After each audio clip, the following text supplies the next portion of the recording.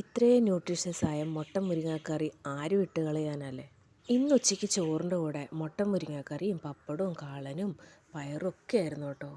ഉച്ചയ്ക്ക് എന്ത് ഉപ്പേരി വയ്ക്കുന്ന ആലോചിച്ചപ്പോഴാണ് മുരിങ്ങയില കിട്ടിയത്. അപ്പോൾ കുഞ്ഞു മഞ്ഞ കളറൊക്കെ ഉണ്ട്, എന്നാലും കുഴപ്പമില്ല. അതിങ്ങനെ ഒരു സൈഡിൽ നിന്ന് നന്നാക്കാൻ തുടങ്ങി. നിങ്ങൾക്കറിയാമല്ലോ, മുരിങ്ങയില നന്നാക്കുക എന്ന് പറഞ്ഞു കഴിഞ്ഞാൽ ഇത്തിരി പണിയുണ്ട്. നമ്മൾ ഇത്തിരി ഇരിക്കണം അല്ലേ അതിന് വേണ്ടിയിട്ട്. അങ്ങനെ പുഴുവും ചെറിയ ജീവികളൊക്കെ ഉണ്ടോ നോക്കി നോക്കി അങ്ങനെ ചെറിയ ചെറിയ ഇലകളായി അവയെ നന്നാക്കി എടുത്തു. ചെറിയ കുഞ്ഞു കമ്പുകളൊക്കെ ഉണ്ടായിരുന്നു, എന്നാലും കുഴപ്പമില്ല. അങ്ങനെ അവസാനം അതാ സംഭവം റെഡി ആയിട്ടുണ്ട് കേട്ടോ. ഇനി ഇത് കഴുകി ഉപ്പേരി ഉണ്ടാക്കണം. അപ്പോൾ നമുക്കിനി കഴുകാനുള്ള പ്രൊസീജിയറിലേക്ക് കടക്കാം. നന്നായിട്ട് കഴുകിയില്ലെങ്കിൽ എട്ടുകാലിയുടെ കുഞ്ഞു കുഞ്ഞു കൂടുകളും അതിൻ്റെ വലകളൊക്കെ അതിനകത്ത് കുടുങ്ങിക്കിടക്കും. അപ്പോൾ നമ്മൾ ശ്രദ്ധിക്കില്ല. അപ്പോൾ നന്നായിട്ട് വെള്ളം ഒഴിച്ചിട്ട് തന്നെ കഴുകണം. ഇതൊക്കെ നിങ്ങൾ ശ്രദ്ധിക്കുന്നത് എനിക്കറിയാം, എന്നാലും ഞാൻ എൻ്റെ വകയൊന്ന് പറഞ്ഞു തന്നതാണ് കേട്ടോ. ഇനി അവ ഒരു അരിപ്പയിലിട്ടിട്ട് വെള്ളം വാരാൻ വേണ്ടി വെക്കണം. ഇനി ഉപ്പേരിക്ക് വേണ്ട സാധനങ്ങൾ റെഡിയാക്കിയിട്ടുണ്ട്. ഞാൻ സവാള അരിഞ്ഞ് വെച്ചിട്ടുണ്ട്, കുറച്ച് തേങ്ങ, 2 മുട്ട പൊട്ടിച്ച് വെച്ചിട്ടുണ്ട്, അതുപോലെ തന്നെ ചെറിയ വെളുത്തുള്ളി, വറ്റൽമുളക്, കറിവേപ്പില, പിന്നെ 2 കാന്താരി മുളക്. ഇത്രയും ഞാൻ എടുത്ത് വെച്ചേക്കുന്നത് കേട്ടോ.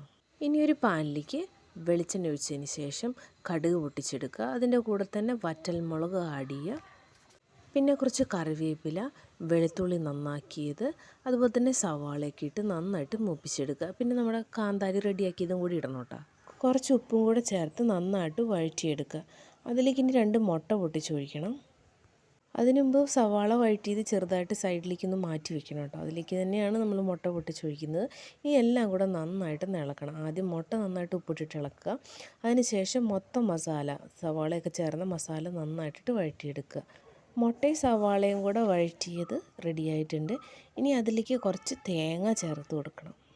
തേങ്ങ ചേർത്ത് കൊടുത്തതിന് ശേഷം എല്ലാ ചേരുവകളും ചേർത്ത് നന്നായിട്ട് മിക്സ് ചെയ്തെടുക്കുക. അതിന് ശേഷം അതിലേക്കാണ് നമ്മുടെ മുരിങ്ങയില ഇടാൻ പോകുന്നത്.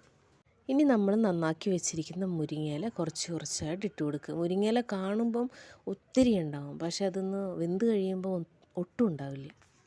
അങ്ങനെ എല്ലാ ചേരുവകളും ചേർത്ത് മിക്സ് ചെയ്തതിന് ശേഷം കുറച്ച് നേരം അത് അടച്ച് വേവിക്കണം കേട്ടോ.